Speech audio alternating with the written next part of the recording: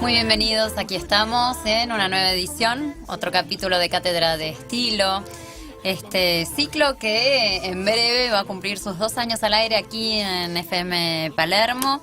Y como ustedes saben, si bien nosotros nos definimos como un programa con corazón editorial en lo lifestyle, también estamos abriéndole paso a contar historias de mujeres que son emprendedoras, que son líderes, que tienen historias de vida, de vocación, de trabajo, ligadas a el compromiso con los demás. Han pasado por aquí mujeres con emprendimientos vinculados a la tecnología, vinculados a la gastronomía, al coaching. Y hoy nos acompaña una mujer, una referente. Ella se llama Gina Romano y hace unos años decidió unir sus dos vocaciones. Por un lado su profesión y vocación, que es la fonoaudiología, y también su gen emprendedor, pero con una orientación muy especial, que es la orientación social. Y de eso queríamos hablar, en parte, de cómo es ser una emprendedora social en la Argentina y puntualmente de la fundación que Gina creó, que es la Fundación de Ayuda al Niño con Discapacidades Auditivas, o FANDA, que es como se la conoce y como vamos a mencionarla a lo largo de este programa. Bienvenida, Gina, ¿cómo estás? Muy bien, muchísimas gracias, y la verdad que me emocionó todo lo que dijiste. Muy lindas palabras, muchas gracias. Es muy especial para nosotros recibirte hoy, sobre todo porque, bueno, investigando un poco las actividades y la misión y visión de FANDA, descubrí muchas frases, además de muchos datos que vos compartís sobre el tema del déficit auditivo. Y una de las cuestiones que a mí más me impactó fue cuando vos, en el sitio web, cuando ustedes hablan de que esta deficiencia auditiva es una de las más frecuentes y de las menos atendidas, o sobre las que menos concientización existe. Así es. Sí, es una, digamos, es una discapacidad silenciosa, de alguna manera, ¿no es cierto? Porque como no se ve, o sea, uno no puede darse cuenta, no es ser oyente o ser sordo. O sea, que la persona que desde niño o adulto o en cualquier momento de la vida, salvo que sea un momento, digamos, una pérdida abrupta, es decir, una persona que oye normalmente y de golpe pierde la audición, ¿sí? Una hipoacusia súbita. Pero cuando no es así, cuando son hipoacusias leves, en los niños o en los adultos mayores, o sea, en distintos momentos de la vida, es muy difícil darse cuenta para uno mismo y para los otros. Entonces es muy difícil detectarla. Y además porque también se estigmatiza al sordo, ¿no? Es decir, el sordo es el sordo el que me molesta, generalmente. ¿Por qué? Porque uno tiene que repetir, claro, porque tiene... Entonces no genera la misma sensación, digamos, de querer ayudar como es en otras personas con otras discapacidades, ¿no? Como la visual o la motora. Sí, quizás no genera esa misma Ternura empatía, claro. o ganas de, digamos, esa cosa de querer ayudar al otro, es verdad. Exactamente, pero hay cifras que son muy concretas y que señalan que estamos con un problema acrecentado, además por el estilo de vida moderno. Hay una estadística que ustedes comparten, una advertencia o una proyección de la Organización Mundial de la Salud que, corregime si me equivoco, indica que 1 de cada 10 personas de 30 años va a necesitar audífono de acá al 2020. Claro, claro, exactamente. Esas son estadísticas que ya se estaban, digamos, la Organización Mundial de la Salud ya las estaba trayendo, digamos, a los distintos estados desde hace ya más de 10 años.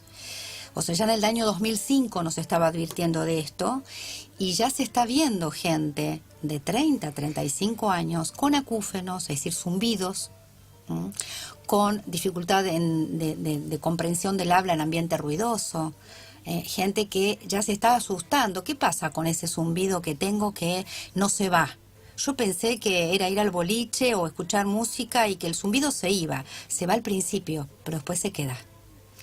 Y cuando se queda el zumbido, después empieza la pérdida auditiva, digamos, en las altas frecuencias, en los problemas de discriminación, acrecentando después a la edad. O sea que se habla de que si antes, años atrás, la gente mayor de 65 años podía empezar a usar audífonos, hoy ya se habla de gente de 40, ¿sí?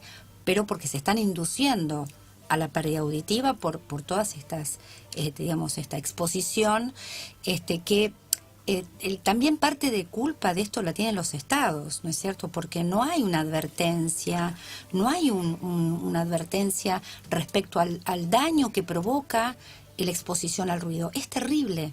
Es realmente terrible. Y cuando hablamos de exposición al ruido, hablamos de esa que no podemos controlar, que pienso en la contaminación sonora en las grandes ciudades, pero también de esa que nosotros elegimos subestimar. Y pienso en cuando utilizamos auriculares, que hoy en día, exacto, digamos, es súper habitual. Es habitual. Exactamente, nosotros hicimos justamente un trabajo hace unos años en una escuela secundaria. Hicimos un trabajo longitudinal y a lo largo de un año hicimos evaluaciones de un grupo de chicos que usaban sus iPods. Hicimos un cuestionario, eran chicos que iban a boliches, obviamente, que usaban sus iPods, los medimos con decibelímetros y verificamos que los usaban a más de 100 decibeles, cuando 80 es el límite de no peligro, ¿sí? Entonces, a partir de los 85 decibeles, cada 3 decibeles, o sea, es la medida de intensidad, cada 3 decibeles, el tiempo de exposición se resta a la mitad, se reduce a la mitad, o sea que a partir de 8 horas, que es el tiempo que se considera que no hay riesgo auditivo de un ruido una exposición a ruido de 80 decibeles, a partir de los 85, cada 3 decibeles se va reduciendo a la mitad. O sea que es entrar al boliche y salir prácticamente, porque en los boliches nunca el ruido está por debajo de los 100 decibeles. Y los iPods que usaban estos chicos era permanente, o sea, cuando salían a la calle. ¿En qué momento los chicos usan los iPods? Cuando salen a la calle, cuando están en el subte, para tapar el ruido, lo ponen más fuerte, ¿sí? Entonces se la pasan 2 o 3 horas en el día usando estos dispositivos. En ese momento nosotros hicimos estudios, diferentes estudios subjetivos y objetivos, y verificamos de que ya había una lesión que en algunas pruebas no se veía. Entonces se les advirtió a los chicos, se les dijo que el riesgo que corrían y lo que se estaba viendo, que ellos viendo los estudios se daban cuenta que ya había algo incipiente, y se los orientó al uso, digamos, a volumen reducido, a un 60%, reducir la cantidad de horas, usar tapones de protector, digamos, cuando iban a los boliches. O sea, no dejar de disfrutarlo, pero sí teniendo estos cuidados, ¿verdad? Bueno, solamente 2 chicos nos hicieron caso en el transcurso de un año. Al año siguiente, cuando fueron evaluados, vimos que esos 2 chicos habían recuperado, es decir, la funcionalidad, la motilidad de las células ciliadas se habían recuperado y en los otros no. Ya se estaba instalando un problema, ¿sí? Y de hecho uno ve muchos adolescentes que ponen la televisión muy fuerte o que gritan para hablan hablar, a los gritos, sí. sí. Ya se están viendo esta sintomatología. Es interesante esto que mencionás porque son señales de alerta cotidianas para los padres y los docentes, ¿no es cierto? Exacto, sí. Y cuando vos, Gina, les recuerdo, estamos conversando con Gina Romano, ella es la presidenta de la Fundación de Ayuda al Niño con Discapacidades Auditivas. Justamente vos elegiste crear esta fundación hace 20 años con foco en la población de riesgo, que son los chicos. Claro, sí, en realidad es verdad, es la población de riesgo porque eran chicos. Mi sensibilidad estaba dirigida a los chicos que tenían esta discapacidad ya instalada y que no tenían los recursos para adquirir audífonos. Los audífonos son carísimos. ¿Qué es carísimo un audífono hoy en la Argentina? ¿Un rango? Un rango puede costar entre 20 y 35 mil pesos cada audífono. Cada audífono. ¿Y qué vida útil tiene un audífono? 4 o 5 años aproximadamente. Y me imagino, con obviamente, un buen uso, con un buen uso. Cuidado, etcétera. Y obviamente funcionan a pila, por supuesto. Desde luego. Y sé que ahí también hay una dificultad con el tema del costo de las Exacto, pilas. claro. Generalmente los chicos que ya tienen su obra social o su prepaga, con el certificado de discapacidad se los adquieren, los chicos pueden tener los dispositivos y también les proveen de pilas. No todas las obras sociales lo hacen, pero digamos que deben hacerlo, corresponde que lo hagan. Entonces se puede exigir, digamos, que así sea. Pero el caso de los chicos que nosotros atendemos en la institución, que no tienen obra social, nosotros justamente conformamos un banco de audífonos. Recibimos los audífonos que la gente de pronto no los quiere más porque cambian de modelo, porque se compran aparatos de mejor tecnología. Nosotros los evaluamos en las computadoras, verificamos el uso, digamos, cómo están funcionando, y de acuerdo a los estudios que le efectuamos a los chicos, son donados a estos chicos. Pero justamente pasa esto, los chicos reciben los audífonos que nosotros les donamos, pero después no tienen el dinero para comprar las pilas. O sea que eso también es un costo, ¿no? De hecho, por eso estamos haciendo también una campaña de pilas, ¿no? ¿En qué consiste esa campaña de pilas, Gina? La gente puede acercarse. Nosotros, a ver, estamos en la fundación, la gente puede acercarse y traer pilas, dejarlas a la fundación. Nosotros llevamos estas pilas, tenemos una urna, las llevamos a distintos hospitales municipales. Hablamos de pilas, discúlpame, ¿de qué tipo, de qué clase? Pilas para audífonos, Pilas que para son las audífonos. pilas número 13 y número 675, son Ajá. las pilas más frecuentes. Hay otras, pero estas son las más frecuentes que reciben los chicos generalmente para ser equipados. Y la llevamos a los hospitales en distintos momentos del año. Ahora ya estamos queriendo retomar la campaña para el Día del Niño.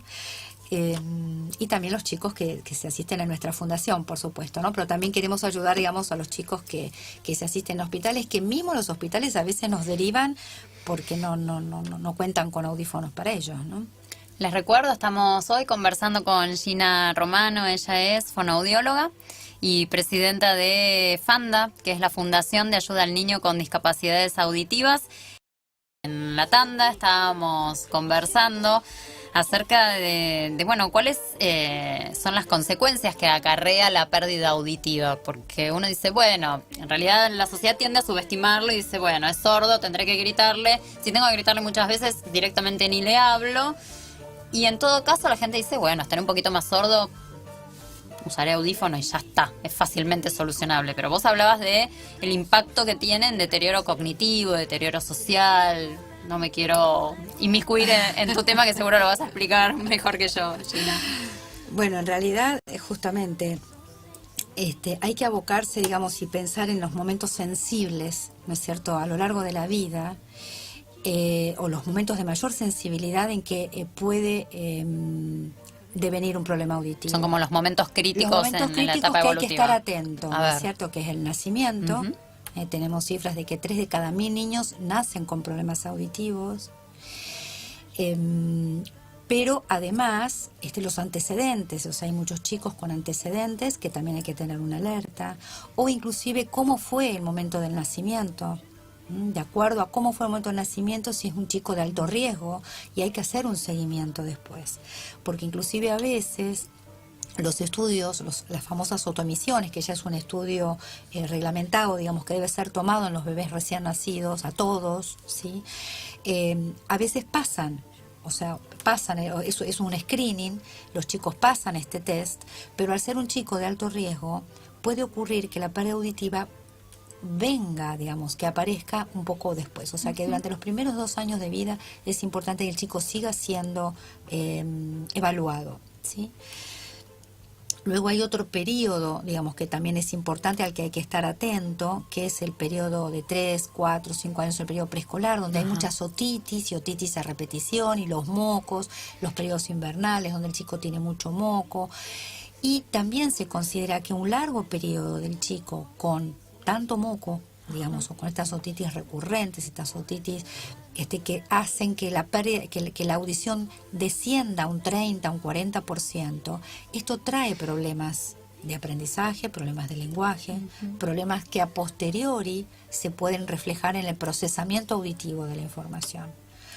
Otro momento crítico es la adolescencia, por lo que decíamos antes, ¿no? Esto que los chicos están expuestos en los boliches, a los iPod y demás, que esto trae problemas auditivos.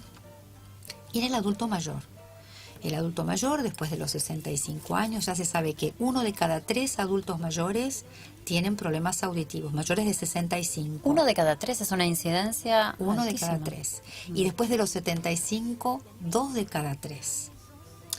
Lo que ocurre es que como ese tipo de hipoacusia, digamos, que es paulatina y es muy larga, digamos, empieza de pronto, puede empezar a los 50, 55 años y no darse cuenta, y a los 65 empezar a percibir que está empezando a tener problemas auditivos. Es decir, cuando la persona logra darse cuenta uno mismo que tiene un problema auditivo porque no entiende cuando el otro le habla, ya tiene una pérdida casi de un 50%.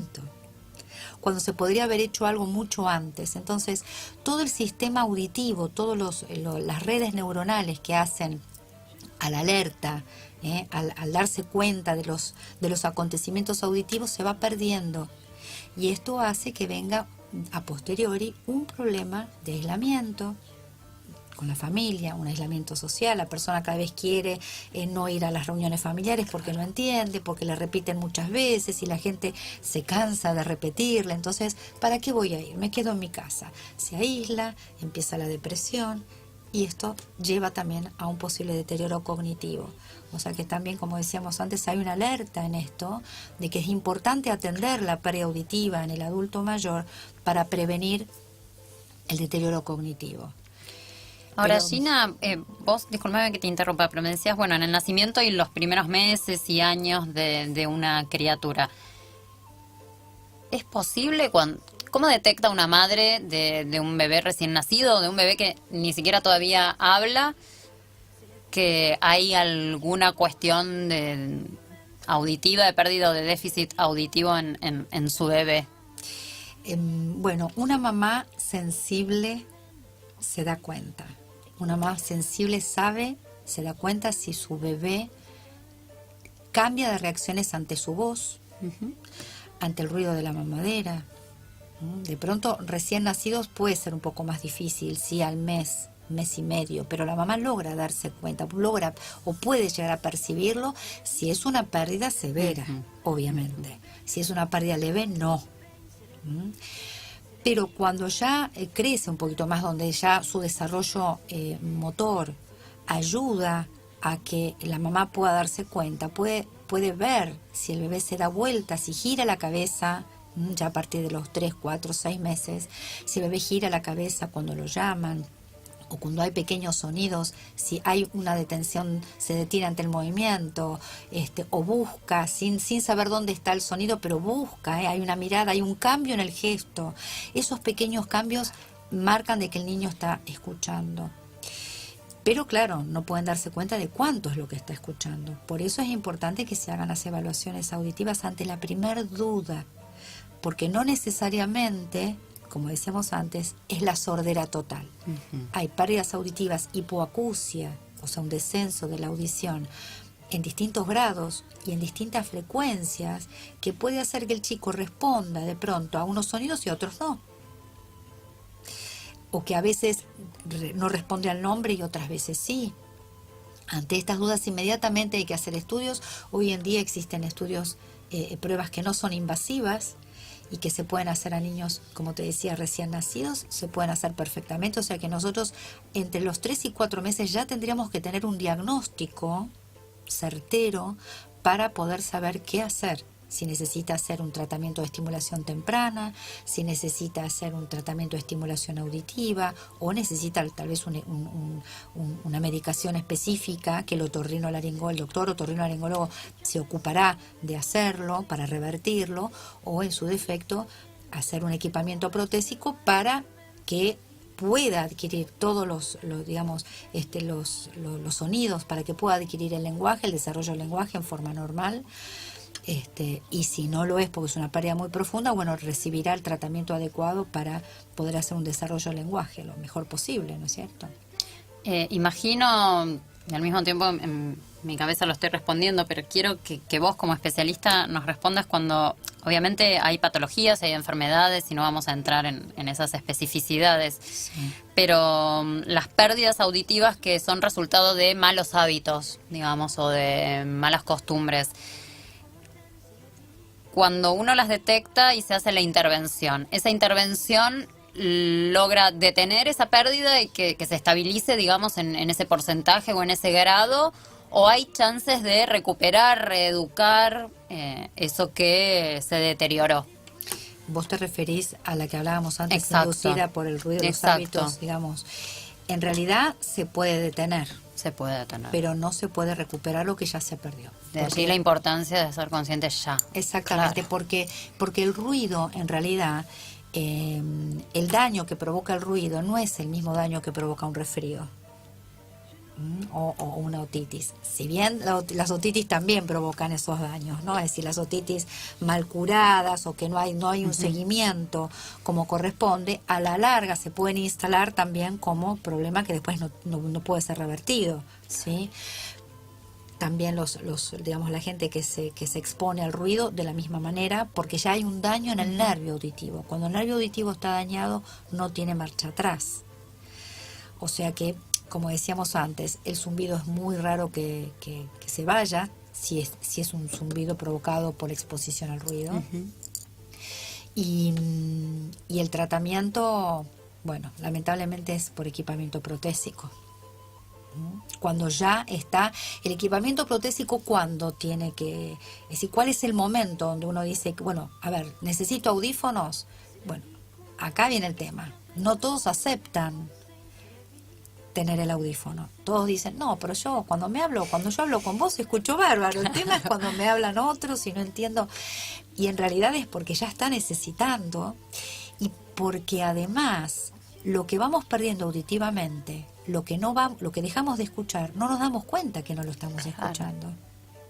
Es distinto cuando uno tiene un problema visual, uno se da cuenta que está viendo las formas con cierta distorsión o que no ve claro, pero auditivamente no. Uno se va adaptando, uno ¿no? se va adaptando, Claro. y va echando la culpa al otro.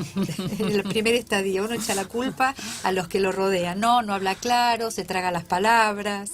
Vos sos fonoaudióloga y después de distintos recorridos laborales y profesionales que hiciste, hace 20 años creaste FANDA, que es la Fundación de Ayuda al Niño con Discapacidades Auditivas. Y me gustaría que contaras cuál fue el disparador.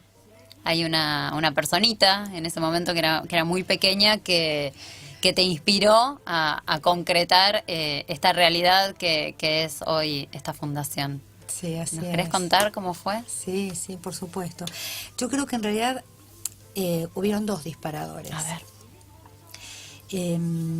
Uno fue un gran maestro de la otorrinolaringología argentina, que fue el profesor Tato.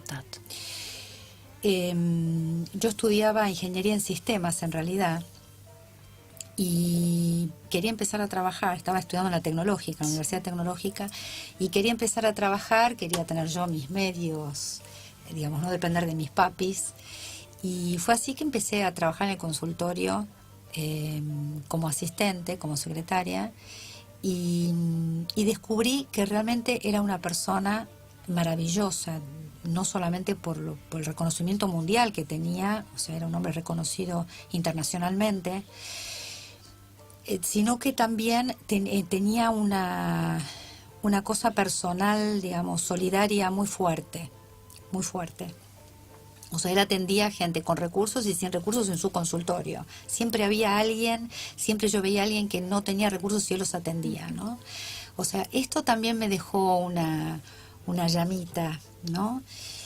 Y de todas maneras ahí yo me di cuenta de que las computadoras no eran lo mío. Si bien hoy las utilizamos y en nuestra profesión en audiología requerimos de las computadoras, sí sentí que mi profesión tenía que ser otra cosa. Y ahí fue cuando empecé a buscar y encontré, digamos, dentro de la misma especialidad, digamos, el área de fonoaudiología, ¿no? O audiología específicamente. Estudié la carrera y ya después trabajando, digamos, a nivel, trabajé en distintos hospitales y después me di cuenta de que yo tenía la suerte de formarme afuera y de tener pero muy buena formación y al mismo tiempo tener en mis manos una profesión que era maravillosa, que era realmente lo que yo quería hacer, ¿no es cierto? Entonces, un día quise realmente ver qué era lo que pasaba, digamos, porque toda la gente que nosotros veíamos era gente que tenía recursos, que se compraban sus audífonos. En aquella época, te estoy hablando hace 30 años atrás, 35 en realidad, que yo me recibí, tengo 35 años de profesión. Había gente que podía, con sus recursos, no había obras sociales en ese momento todavía, no existían las prepagas, sí obras sociales, pero no las prepagas. Y yo pensaba, ¿qué pasaba con los chicos que no tenían los recursos, ¿no? ¿Qué pasaba en las escuelas provinciales, donde había una gran población de chiquitos que no tenían recursos? Y yo quería saber cómo estaban esos chicos, cómo tenían sus audífonos, ¿estaban realmente equipados? ¿Podían adquirir lenguaje si no tenían, si tenían sus audífonos? ¿Cómo estaban? ¿En qué estado? Entonces empezamos a hacer visitas junto con un grupo de amigas y de distintas profesiones. Y en una escuela,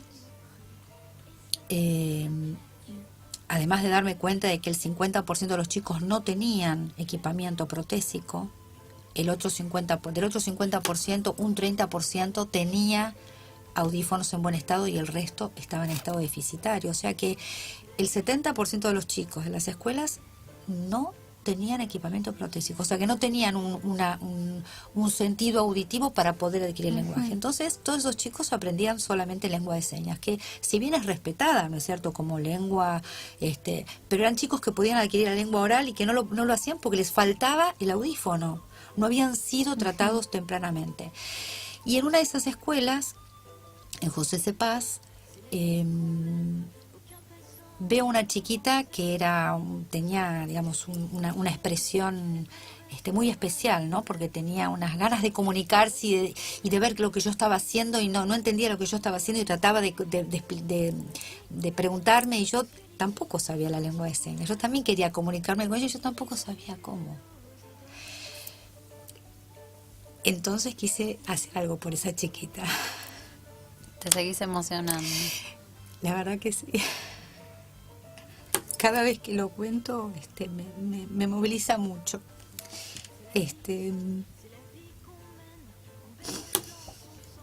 Esa chiquita, ¿cómo se llama? Nadia. ¿Seguís en contacto con ella? Por supuesto. ¿Cuántos años tiene hoy? Y ella tiene 32 años. ¿Y cómo le cambiaste vos la vida? Le cambió la vida, porque yo me enamoré de ella porque me parecía que era una nena con ganas. Ella desde muy chiquitita, tenía 4 años cuando la conocí, ella quería conocer más, y quería comunicarse, y quería decirme, y yo tenía la obligación de hacerlo. Yo tenía la obligación de ayudarla. Yo sentía que tenía las herramientas y que tenía que poder ayudarla de alguna manera.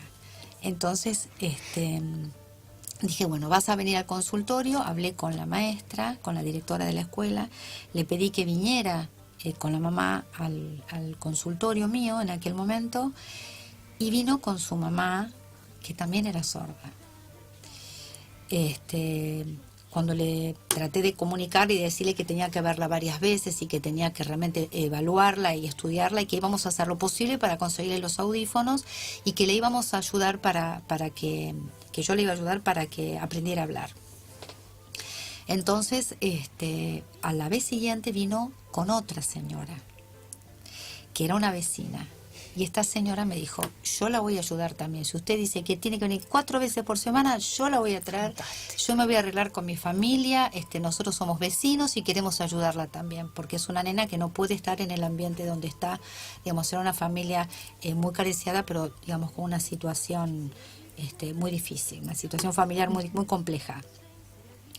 Y bueno, fue así que a partir de entonces, Nadia con su mamá postiza, porque no es adoptiva, es decir, ella sigue teniendo su mamá, pero esta señora, esta familia maravillosa, se ocupó de Nadia, y la traían, la madre, la tía, la abuela, siempre alguien la traía, no dejaba de venir. Pudimos conseguirle los audífonos en aquel momento, y bueno, ella pudo terminar su primaria en una escuela común.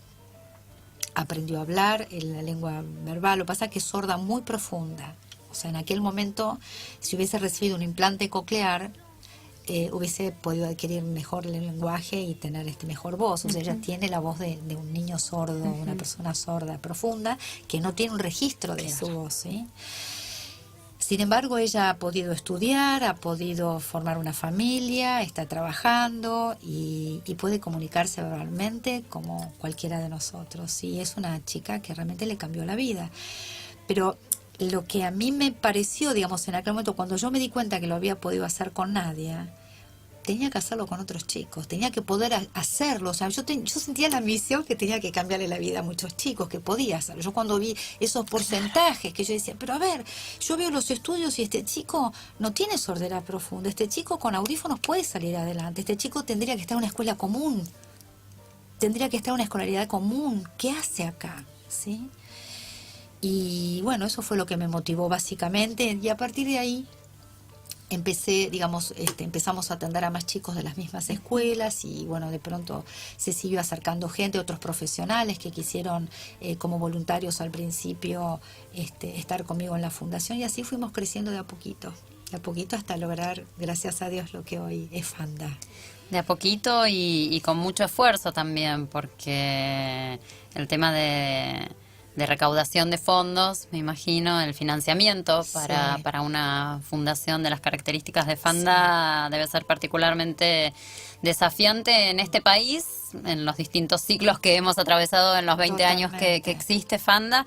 Y además por, bueno, lo que mencionábamos desde el principio del programa, que las discapacidades auditivas no tienen quizás tanta prensa, o quizás para las empresas no son tan atractivas. Claro. Porque no está difundido el impacto que tiene, porque realmente hay mucha población afectada directa e indirectamente por estas cuestiones. Sí. ¿Cómo ha sido este camino de buscar sponsors, patrocinadores, de crecer? Porque, bueno, obviamente se necesita el financiamiento para que la misión sea implementada. Totalmente. Bueno, en realidad, al principio, o sea, fue siempre difícil, sí, pero al principio no nos conocía a nadie. O sea, realmente era todavía más difícil ser creíble lo que nosotros hacíamos, ¿no es cierto? Y además en ese momento solamente se atendía a los niños con discapacidad auditiva. A partir del año 2004 se empieza a hacer un poco más conocida la institución. A partir del 2002, 2004 se empieza a hacer un poco más conocida la institución, porque nosotros publicábamos mucho en el Diario de la Nación, digamos, en los avisos solidarios, Exacto, ¿no es cierto? Donde realmente los avisos solidarios de la Nación nos han ayudado muchísimo a juntar fondos para audífonos, o gente que donaba audífonos, o que se hiciera conocida la misma institución. Y bueno, poco a poco se fue acercando una fundación mucho más grande, que es la Fundación Bungibor, que tengo que decirlo porque realmente la Fundación Bungibor desde el año 2006 nos ayuda, digamos, a los programas, a los distintos programas que estamos desarrollando. Y desde entonces hasta ahora todavía nos siguen ayudando, y para nosotros es un puntapié muy importante. Y bueno, después del año 2000 empezamos a ver que nos llegaban muchos chicos con discapacidad múltiple. O sea, que no solamente nos llegaban chicos con problemas auditivos, con déficit auditivo, sino que tenían otras patologías agregadas, y que era aún más difícil detectar el problema auditivo. Entonces, coincidentemente, yo comienzo a formarme en estimulación multisensorial en Estados Unidos, a través de un sistema especial que eran vibrotáctiles, que se habían fabricado en Estados Unidos para personas sordas profundas. Entonces, yo quiero traer esta aparatología al país y empiezo a aplicarla, digamos, a modo de modo terapéutico a estos chicos con déficit múltiples, y empiezo a darme cuenta que la posibilidad de recuperación y de atención auditiva era mucho más rápida que con los tratamientos convencionales solamente auditivos. Entonces, a partir de ahí empiezo a ver que teníamos que tener un abordaje diferente para el chico con déficit múltiple. Entonces empiezo a formarme en distintas escuelas, en la escuela holandesa, que es una escuela de estimulación multisensorial, en la escuela californiana, que es de integración sensorial. Y quiero a partir de ese momento armar un centro donde se pudieran atender a los chicos con estas discapacidades, pero desde el punto de vista multisensorial. Con ese abordaje. Sí, claro. con ese abordaje. Entonces, en el año 2004 es cuando armo un proyecto y lo presento a la Comisión Nacional Asesora para Personas con Discapacidad. Y bueno, comienza un periodo muy largo porque bueno, en el 2006 es aceptada la carpeta y en el año 2008 nos aceptaron el proyecto. Sí. Entonces esto llevó a que podamos comprar el terreno y empezamos la construcción de lo que es hoy el Centro de Diagnóstico y Tratamiento Multisensorial de Fanda. Y bueno, por supuesto, con el pasar del tiempo, en el año 2012 no nos alcanzaron los medios económicos, y tuvimos que recorrer a empresarios, bueno, y creyeron en nosotros, creyeron en nuestro proyecto. Y bueno, gracias al aporte de empresarios, más lo de la Comisión Nacional Asesora, pudimos lograr un centro de las características que tenemos hoy en día, ¿no? Que la verdad que es un orgullo y es una bendición. Y un motivo extra de orgullo tiene que ver con que en diciembre del año pasado, ¿verdad?, fue esa sala nominada como Sala Su Majestad, la Reina Máxima de los Países Bajos, y nada menos que concurrió el embajador Así es. aquí en la Argentina. Sí, sí, la verdad que para nosotros realmente era un honor, digamos, de que esto fuese así y que queríamos realmente bautizarla con el nombre de la Reina Máxima porque esta escuela, digamos, de estimulación multisensorial lleva muchos años en Holanda, ¿sí? O sea, ellos han logrado a través de este método revertir, digamos, los cuadros de personas con discapacidad cognitiva muy profunda, gente que estaba postrada, ¿sí?, que no tenía posibilidad de comunicarse, y a través de la estimulación multisensorial, trabajando con estos 5 sentidos, lograr cambios maravillosos, ¿no? Y nosotros lo tomamos, o sea, tomamos de estas salas, de esta filosofía, la posibilidad de que podamos hacerlo con nuestros pacientes, que si bien no son pacientes profundos, pero sí son múltiples, cambios maravillosos. Cambios maravillosos, y el paciente, el chico, no siente que se está haciendo un tratamiento de rehabilitación, o sea, está jugando. No está jugando, y son salas realmente muy lindas a las que te invito a que vengas a conocer. Estás Me va a invitada, encantar, realmente gracias. son maravillosas. Gracias, va a ser un honor. Se viene el Día del Niño y ustedes están lanzando una campaña. ¿En qué consiste? Sí, es el relanzamiento. El relanzamiento. En realidad, de la campaña Ponerle las pilas, que consiste en que la gente, bueno, simplemente que se acerquen a Fanda a traer pilas para audífonos, que son las pilas, como dijimos antes, las 365 y la pila 13. Hay que saber de que un chico necesita 100 pilas por año. 100 pilas por año para poder sostener su audición, ¿sí? Para escuchar todo el tiempo. Es decir, tenemos que aprender, tenemos que saber que los chicos tienen que aprender a hablar y no pueden escuchar de a ratitos, ¿sí? Entonces, esta campaña es ponerle las pilas, porque los chicos necesitan pilas todo el año. Estas pilas se consiguen por blisters que tienen un valor de ¿cuánto? Y Además de que entre estamos hablando. 90, 100 pesos aproximadamente. Por eso también hemos abierto el Club de Amigos. Club de Amigos de Fanda. Club de Amigos de Fanda, que tiene una característica especial. O sea, si bien la gente colabora, digamos, con una cuota mensual de 100 pesos, que lo puede hacer a través de su tarjeta de crédito, también tiene la posibilidad de hacerse un chequeo anual, justamente con el tema de la prevención. Fanda está también atrás de la prevención, y queremos ofrecerle a toda la gente la posibilidad de hacerse un chequeo anual. Haciéndose amigo de Fanda, puede hacerse el chequeo esa misma persona, o si tienen su prepaga y lo hace por su prepaga, puede ofrecerlo a cualquier familiar o la persona que considere que de pronto pueda necesitar ese chequeo. ¿Cuántos chicos han pasado por Fanda en estos años? ¿Tenés el registro? Y bueno, es un cálculo realmente aproximado, cerca de 8.000 chicos. 8.000 chicos. 8.000 chicos, porque en realidad estamos trabajando sin ser institución desde el año 88. Nosotros en el año 88 arrancamos, en el año 95 nos conformamos como una ONG sin fines de lucro, como fundación, y año a año se va incrementando, y a medida que nos vamos haciendo conocer, digamos, la gente llega como sea, ¿no? O sea, nos escuchan, gracias a los medios de comunicación realmente podemos ayudar más gente.